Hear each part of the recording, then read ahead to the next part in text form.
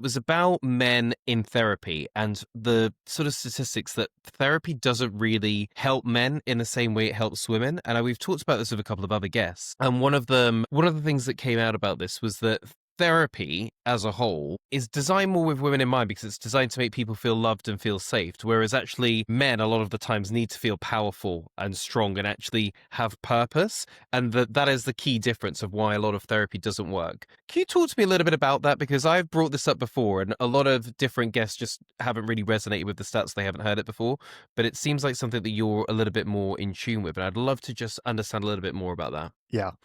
So I did actually just create a CPD course for psychotherapists in the UK, how to deal with men in therapy. And I had to sort of raise the awareness that, something like 46% of men drop out of therapy prematurely. This was an Australian study, and 26% drop out after one session. A lot of the traditional response to that has been, "Oh, men are the worst. They won't engage with therapy."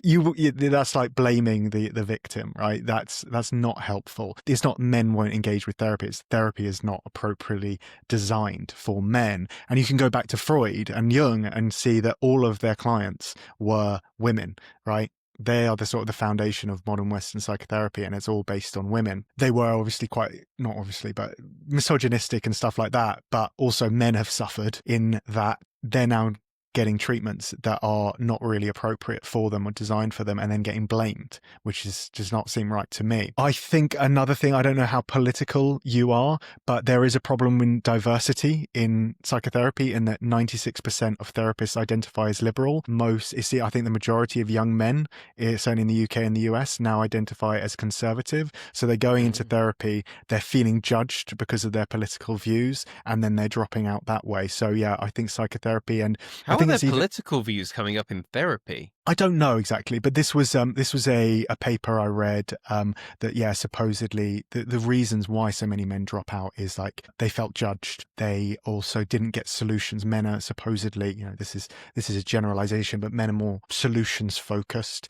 and women want more empathy, understanding, validation of those types of things. And anecdotal responses from men in my life who've gone to therapy, they're like, I went a few times, but she just wanted to talk about my childhood, and I, my problem is my boss. My problem is this type of thing. And men want sort of action steps. Maybe they want more coaching and techniques to help them move forward. And there's another theory called self-determination theory that I think applies to men more than women in general, and it's basically that men need to feel like they're healing themselves because vulnerability in men is sort of societally judged, whereas being powerful and strong is what's sort of valued in men. Hence why I think breath work is so popular with men, ice baths are so popular with men, going to the gym is so popular with men, because it's men taking action for themselves, doing something to help themselves instead of speaking to another person and feeling vulnerable and weak. I could talk to you about this all day, so I'm going to move on and beg you to come back on and talk about men and mental health at a later date.